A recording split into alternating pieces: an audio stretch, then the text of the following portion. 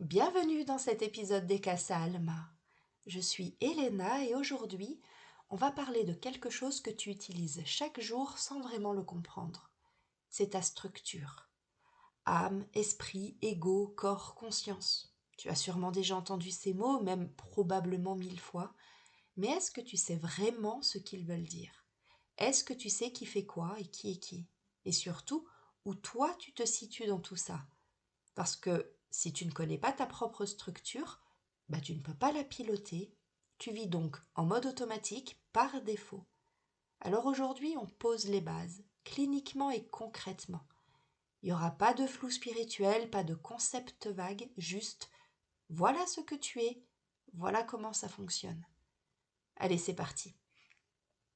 On commence par le niveau le plus profond, c'est-à-dire l'âme. L'âme, c'est ton essence énergétique unique, ce qui traverse toutes tes incarnations. Imagine un disque dur cosmique qui contient toutes tes expériences, toutes tes vies, toutes tes mémoires. Alors, pas juste cette vie-là, non, toutes. L'âme, ce n'est pas quelque chose que tu fais, c'est quelque chose que tu es. Elle ne pense pas, elle ne réfléchit pas, elle ne doute pas, elle est. Elle porte ta signature énergétique, ton code source, ce qui fait que tu es toi et personne d'autre. Je vais te donner un exemple. Tu rencontres quelqu'un pour la première fois et immédiatement tu sens quelque chose. Pas une pensée, pas une émotion précise, juste une reconnaissance. Je connais cette personne. C'est ton âme qui reconnaît l'âme de l'autre. C'est pas mystique, c'est énergétique. Ou alors, par exemple, tu arrives dans un lieu nouveau et tu sens « Oh, mais moi j'ai déjà été ici. » Pas un souvenir mental, non, mais une mémoire corporelle. Ça, c'est ton âme, elle stocke tout. Alors maintenant, point important, tu n'es pas que ton âme. Ton âme contient toutes tes vies, mais cette vie-ci, c'est ton esprit incarné qui la pilote. Le niveau numéro 2, c'est l'esprit incarné, justement. C'est ton intelligence individuée, celle qui est là, maintenant, dans cette vie spécifique. L'esprit incarné, c'est ta capacité de choix, ta conscience décisionnelle. Il n'est pas éternel comme l'âme, il est lié à cette incarnation précise. Et quand tu meurs, ton esprit incarné se dissout, mais l'essence de ce que tu as appris, elle retourne à l'âme. Et la différence clé, c'est que l'âme porte les mémoires, l'esprit incarné décide quoi en faire. Je te donne un exemple. Tu as grandi dans une famille où la réussite passait uniquement par les études et un emploi stable. Ton âme porte cette mémoire, ce conditionnement, mais un jour ton esprit incarné se réveille et dit « Oh, attends, moi, ce qui me fait vibrer, c'est l'art. Je choisis une autre voie. » Alors ce n'est pas une rébellion émotionnelle, c'est un choix conscient. Ton esprit incarné prend le volant et dit « Je comprends d'où je viens, je respecte ce chemin, mais maintenant, c'est moi qui décide. » L'âme te donne la matière première, l'esprit décide quoi en faire. Est-ce que c'est clair? Super, on continue. Niveau numéro 3, ce sont les 5 corps. Alors là, attention, on ne parle pas que du corps physique, parce que tu as 5 corps. Corps numéro 1, le corps physique. C'est ta matière dense, tes sensations, le froid, la faim, la douleur, le plaisir. Le corps numéro 2, c'est le corps émotionnel, c'est ton ressenti, tes états affectifs comme la joie, la tristesse, la colère, la peur. Le corps numéro 3, c'est le corps mental, ce sont tes pensées, tes structures intellectuelles comme l'analyse, la logique, le concept. Le corps numéro 4, c'est le corps énergétique, c'est ta vitalité, ton aura, ta circulation d'énergie. Le corps numéro 5, c'est le corps spirituel, c'est ta connexion au transcendant, ton intuition profonde, ton sens du sacré. Ce sont 5 véhicules dans une seule incarnation. Alors pourquoi 5 ? Parce que tu n'es pas juste ici pour exister physiquement, tu es ici pour expérimenter sur tous les plans. Je vais te donner un exemple concret. Tu reçois une mauvaise nouvelle. Ton corps physique, c'est la tension dans ton ventre. Ton corps émotionnel, c'est la tristesse qui monte. Ton corps mental, c'est cette pensée en boucle. Et maintenant, qu'est-ce que je vais faire? Ton corps énergétique, c'est la chute de vitalité, c'est la lourdeur. Et ton corps spirituel, c'est le sentiment de perte de sens et de déconnexion.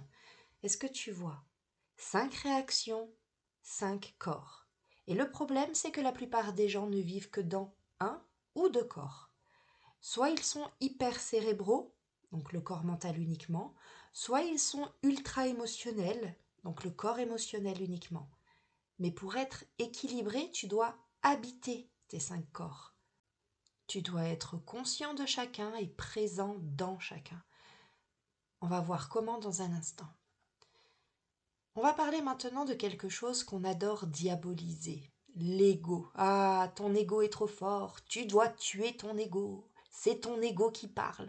Stop. L'ego n'est pas ton ennemi. L'ego, c'est ton mécanisme de survie. Il s'est construit dans l'enfance pour te protéger, pour te permettre de survivre dans ton environnement. Quand tu étais enfant, tu as appris ce qui était acceptable et ce qui ne l'était pas. Si exprimer ta colère te faisait rejeter, ton ego a appris à la réprimer. Si montrer ta vulnérabilité te faisait punir, ton ego a appris à la cacher. Si être trop brillant ou brillante créait de la jalousie, ton ego a appris à te minimiser. Ton ego, c'est l'ensemble des stratégies de protection. Il n'est pas là pour te nuire, il est là pour t'aider. Et le problème, c'est qu'il a été programmé dans l'enfance, avec des règles qui ne sont plus adaptées aujourd'hui. Par exemple, enfant, tu as appris que dire non créait des conflits. Donc ton ego a développé une stratégie. Dis toujours oui pour éviter les problèmes. Alors aujourd'hui, tu as 35 ans et tu continues à dire oui à tout, même quand ça te vide et même quand ça ne t'intéresse pas. Alors pourquoi? Eh bien parce que ton ego utilise encore la même stratégie de protection. Il pense qu'il te protège, mais en réalité, il te limite. Alors non, tu n'as pas besoin de tuer ton ego, tu dois le mettre à jour. Tu dois lui dire merci de m'avoir protégé quand j'avais 5 ans, mais là, j'ai grandi, je n'ai plus besoin de cette stratégie. Tu ne combats pas ton ego, tu le reprogrammes. Et ça demande de la conscience. Alors maintenant, on y va. On va parler des blessures de l'âme. Alors pas les blessures de cette vie, les blessures que ton âme porte à travers les incarnations. Il y a 5 blessures principales. Blessure numéro 1, c'est le rejet. C'est la peur de ne pas être accepté pour qui tu es. Blessure numéro 2, l'abandon. La peur d'être laissé seul et non soutenu. Blessure numéro 3, l'humiliation. C'est la peur d'être ridiculisé, jugé et rabaissé. Il y a ensuite la trahison, qui est la peur d'être trompé, d'être manipulé et trahi. Et il y a l'injustice, c'est la peur de ne pas être reconnu et d'être traité injustement. Ces blessures ne viennent pas juste de cette vie-là, elles se sont construites sur plusieurs incarnations. Et elles créent des schémas répétitifs. Petit exemple, tu portes la blessure d'abandon. Et dans cette vie, tu attires systématiquement des relations où les gens finissent par partir. Alors ce n'est pas de la malchance, c'est ton âme qui rejoue le schéma pour pouvoir le guérir. Elle te met face à la même situation encore et encore jusqu'à ce que tu la transcendes. Alors maintenant, je vais te demander d'identifier ta blessure dominante. C'est identifier le fil conducteur de tes expériences. Et une fois que tu l'identifies, tu peux choisir de ne plus la subir. Et tu peux dire, ok, je vois le pattern, je comprends maintenant, et je choisis autrement.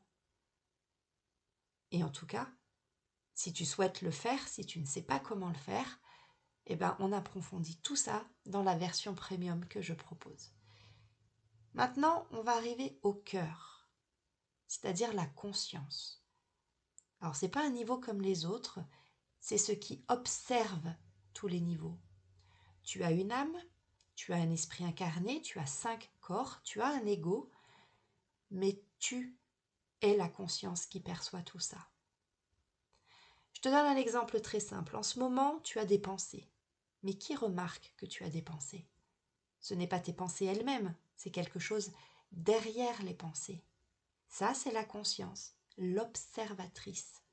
Tu as des émotions, mais qui sent que tu as des émotions? Ce n'est pas les émotions elles-mêmes, c'est quelque chose qui les perçoit. Et bien ça, c'est la conscience. La conscience ne pense pas, elle ne ressent pas, elle n'agit pas, elle observe, elle est. Et voici quelque chose d'essentiel. Quand tu vis identifié à tes pensées, tu dis « je suis anxieux ». Quand tu vis identifié à tes émotions, tu dis « je suis triste ». Mais depuis la conscience, tu dis « je remarque de l'anxiété en moi ». Je remarque de la tristesse en moi. Est-ce que tu vois la différence? Dans le premier cas, tu es l'état et dans le second, tu observes l'état. Et là, ça change tout. Depuis l'observatrice, tu peux choisir consciemment. Tu n'es plus identifié à tes pensées, à tes émotions et à tes réactions. Tu les vois, tu les comprends et tu décides. Alors là maintenant, juste un instant, demande-toi qui est en train d'écouter ces mots. Alors pas tes oreilles puisqu'elles captent le son, pas ton mental puisqu'il l'analyse, mais qui écoute vraiment? Ça, cette présence silencieuse derrière tout le reste, c'est toi, la conscience, l'observatrice. Alors garde ça en mémoire. Alors maintenant, on va récapituler un petit peu cet épisode. Tu as maintenant la carte de base de ton être, c'est-à-dire l'âme, qui est ton essence qui traverse les vies. Tu as l'esprit incarné, qui est ton intelligence qui choisit. Tu as l'ego, qui est ton mécanisme de protection, pas ton ennemi. Tu as tes 5 corps, qui sont tes véhicules d'expérience. Et tu as la conscience, qui est l'observatrice, ce que tu es vraiment. Alors maintenant que tu as ta carte, il faut que tu apprennes à l'utiliser. Alors dans la partie premium des épisodes que je propose, on va dans le concret. Je vais t'apprendre à scanner chacun de tes 5 corps, à identifier lequel est en déséquilibre, à décrypter quand c'est ton ego qui parle et quand c'est ton esprit, et surtout à te positionner consciemment comme observateur. Alors pas juste intellectuellement, mais physiquement et énergétiquement. Avec des exercices guidés que tu pourras refaire autant de fois que nécessaire, tout est dans la barre de description. Et si cet épisode t'a apporté de la clarté, partage-le. Envoie-le à quelqu'un qui cherche à comprendre qui il est vraiment. Abonne-toi au podcast si ce n'est pas déjà fait. Et n'hésite pas à laisser un petit commentaire si le cœur t'en dit. En tout cas, tout ça aide vraiment Casa Alma à se faire connaître. Et je te remercie d'être là, je te remercie de faire ce chemin avec moi. Je te retrouve dans le prochain épisode ou de l'autre côté dans la version premium. En attendant, n'oublie jamais que tu es exactement là où tu dois être. Hasta luego!